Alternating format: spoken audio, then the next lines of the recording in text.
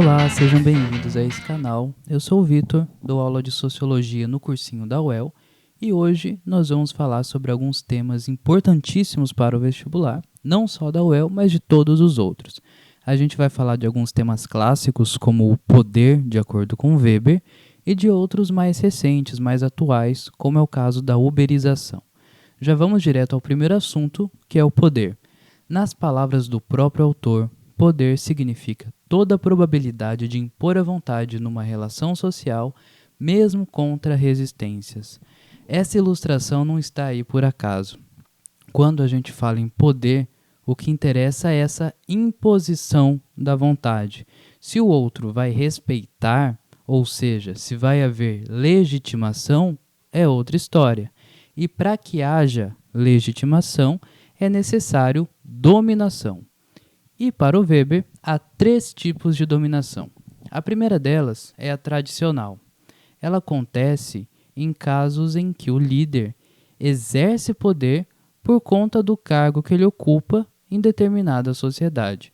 Por exemplo, o patriarcado é um exemplo de dominação tradicional, porque o patriarca exerce poder por conta do seu cargo, por conta de uma questão moral, porque sempre foi assim.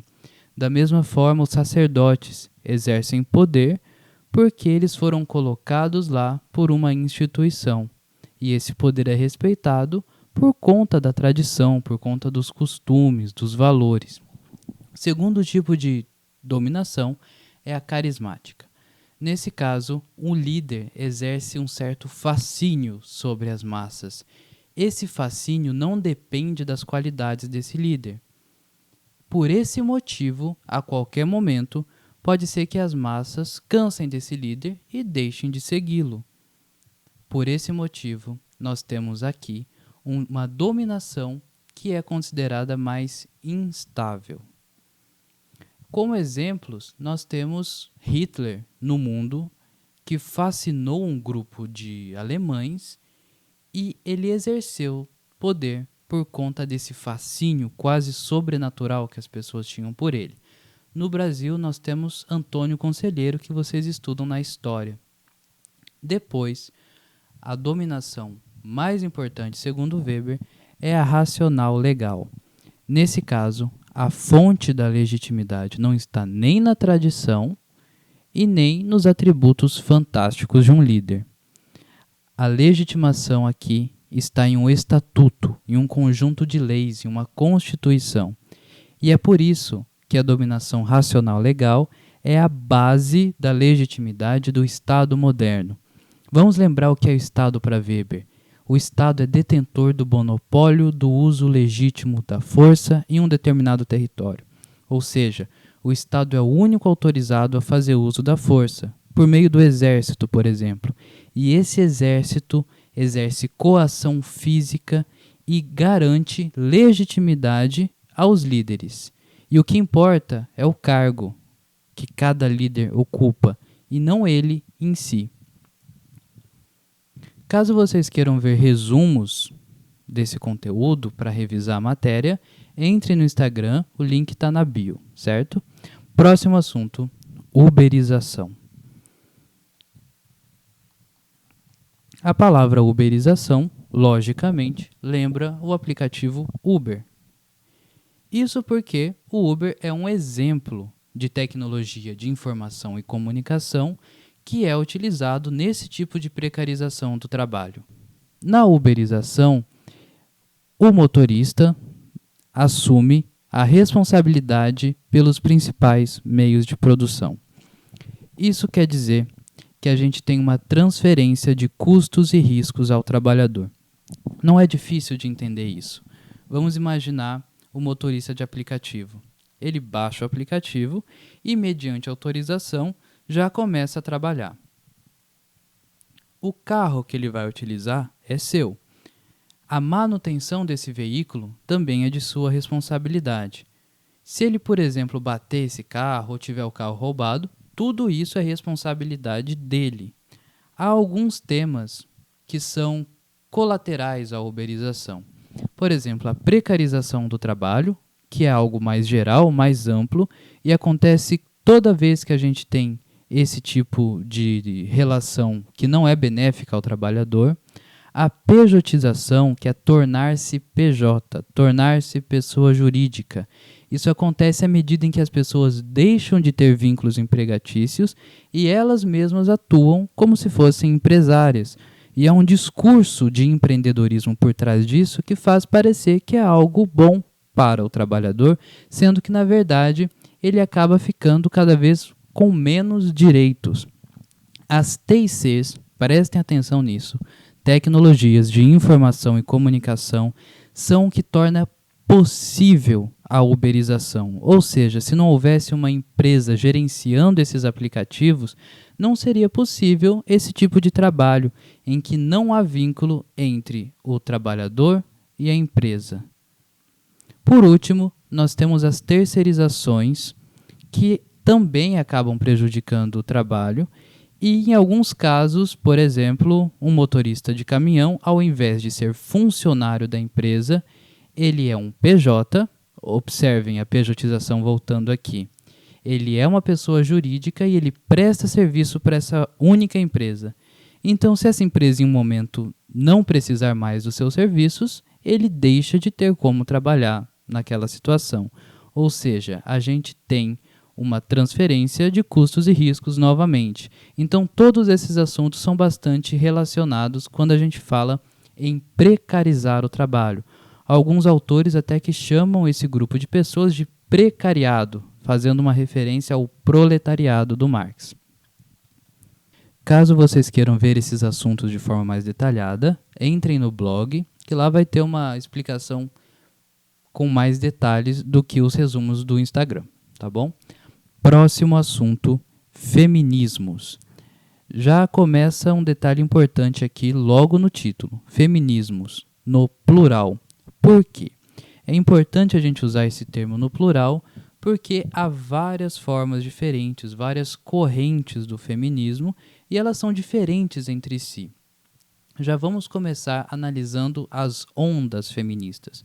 Por que ondas também? Porque essas fases não são pontuais. Não há uma divisão rígida entre uma fase e outra, onde termina uma e começa a outra.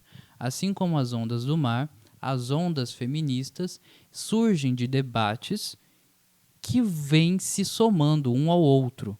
Não é algo que termina uma fase e começa a outra de forma rígida, certo? A primeira onda feminista era preocupada com o voto das mulheres, por isso era considerada sufragista. Aconteceu no século XIX e existia uma onda liberal por trás disso. Liberal porque era pautada principalmente na busca de direitos, principalmente o direito do voto e o direito ao trabalho. A segunda onda feminista tem como lema principal "O pessoal é político" e surgiu por volta do século XX. Nesse momento, lutava-se pelos direitos reprodutivos e havia também uma discussão acerca da sexualidade, ou seja, existiam discursos que procuravam separar a ideia de sexo e gênero, porque havia discursos que colocavam a questão biológica como sendo determinante. As mulheres nasceram assim, a natureza as fez assim, e é por isso que elas precisam ficar desempenhando papéis inferiores aos dos homens. Então, quando você separa sexo de gênero, coloca a biologia de lado, você acaba indo contra esse tipo de ideia que faz com que as mulheres sejam aprisionadas em certos padrões. Por último, nós temos a onda conhecida como interseccionalidade, que aconteceu no século XX e continua se desdobrando até os dias de hoje. Essa interseccionalidade critica as ondas anteriores por não darem voz às mulheres negras, lésbicas, bissexuais, transexuais, ou seja, as ondas anteriores acabavam privilegiando mulheres brancas heterossexuais. Nessa fase, entende-se que o caminho das mulheres, a vida das mulheres, é atravessado por questões que vão além do gênero. A experiência de uma mulher negra, de uma mulher bissexual, transexual, é diferente da mulher branca. Então, esses aspectos que vão além do gênero são levados em conta e passam a ocupar o centro das discussões feministas. Vamos mudar de assunto agora. Modernidade líquida, que é um conceito que o Bauman utiliza para caracterizar a contemporaneidade, que, segundo ele, não é pós-modernidade. Para ele, ainda somos modernos, porém com algumas características acentuadas. E essas características são comuns aos líquidos. Para ele, a gente vive em um período de incerteza, de insegurança, e a lógica do consumo se faz presente. As características principais dessa modernidade, então, são liquidez, fluidez, volatilidade e insegurança. Isso se apresenta nos relacionamentos, no amor, no trabalho, e a palavra-chave é conexões. A palavra-chave é essa porque ela está por trás de todos esses tipos de relacionamento. Conexão é uma palavra que a gente vê bastante nos aplicativos, no mundo digital, e ela acaba se fazendo presente também no mundo real das relações. A questão mais importante da palavra conexão é a facilidade em se desconectar. Começam-se relacionamentos já pensando no fim. O trabalho torna-se cada vez mais temporário. A gente muitas vezes encontra trabalhos que deixam de existir de uma hora para outra, então é tudo muito volátil. Essas são as características que o Bauman atribui à modernidade contemporânea, que ele chama de modernidade líquida. Essa modernidade líquida está em contraste com o que Bauman chama de modernidade sólida, que era o tempo pretérito, no qual as relações eram mais rígidas, duravam mais tempo, os trabalhos eram feitos para durarem, os produtos eram feitos para durar por muito tempo, os relacionamentos, os casamentos. Então há essa contraposição entre um período em que as coisas eram feitas para durar e o momento presente em que faltam referenciais para a ação. Porque, por exemplo, o trabalho que era desempenhado por uma pessoa costumava ser o mesmo que ia ser desempenhado pelo seu filho. Os referenciais para a ação passam a ser dominados pela ideia do consumo. Então, esse sujeito líquido é um sujeito do consumo, o que, para Bauman, acaba afastando a ideia de cidadão. Por falar em cidadão, vamos ao próximo assunto, que é a democracia deliberativa, um tema que foi proposto por Habermas e defende uma participação mais efetiva dos cidadãos no domínio da esfera pública. Ou seja, para o Habermas, a democracia deve ir além do voto. Ele não critica essa parte representativa, mas para ele, depois que os cidadãos elegem os seus representantes, eles precisam continuar exercendo o poder político. Isso acontece através desse caminho que se inicia na sociedade civil, no que ele chama de mundo da vida, onde surgem associações ainda não estatais, grupos de pessoas. Esses grupos têm certos interesses, têm certas demandas que são atendidos pelos movimentos sociais. Então, os movimentos sociais captam a ressonância do mundo da vida, ou seja, os movimentos sociais captam demandas desses grupos de pessoas e levam para a esfera pública política.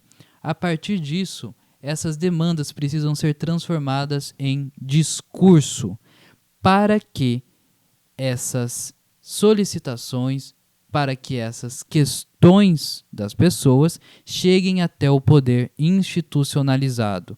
Ou seja, para o Habermas, depois do voto, além do voto, é necessário que as pessoas continuem sendo ouvidas a partir desse caminho que eu apresentei para vocês. E para finalizar, vamos ao último assunto do vídeo de hoje, que é a indústria cultural. Vamos prestar atenção nessas palavras. Indústria cultural é o momento em que a cultura passa a adquirir características da indústria, ou seja, a indústria domina a cultura. Segundo Adorno e Horkheimer, a indústria cultural mercantiliza a cultura, transforma a cultura em mercado, em algo para ser vendido. E essas características da indústria que são incorporadas são, por exemplo, a produção em série, ou seja, os filmes no cinema são um grande exemplo de indústria cultural, porque eles produzem em série. Segundo esses autores, o processo de mercantilizar a cultura, de produzir em massa, faz com que esse conteúdo seja mais simples. Ele precisa ser mais simples para que mais pessoas tenham acesso, para que seja interessante para um número maior de pessoas. É nesse ponto que Walter Benjamin traz uma abordagem diferente. Para ele, a indústria cultural democratiza a cultura, ou seja, ele está analisando um ponto positivo. O cinema, por exemplo, fez com que mais pessoas tivessem acesso a esse tipo de produção, que antes era o teatro, que só algumas pessoas podiam assistir. Então a gente tem aqui uma dialética. De um lado, Adorno e Horkheimer colocando que a mercantilização da cultura diminui o seu valor. Do outro lado, Walter Benjamin defendendo que isso democratiza a cultura, que faz com que mais pessoas tenham acesso às obras culturais. Se você quiser testar os seus conhecimentos nesses assuntos, eu recomendo que você faça a lista de exercícios que eu deixei na descrição do vídeo. Ela vai estar disponível a partir do dia 12 de fevereiro.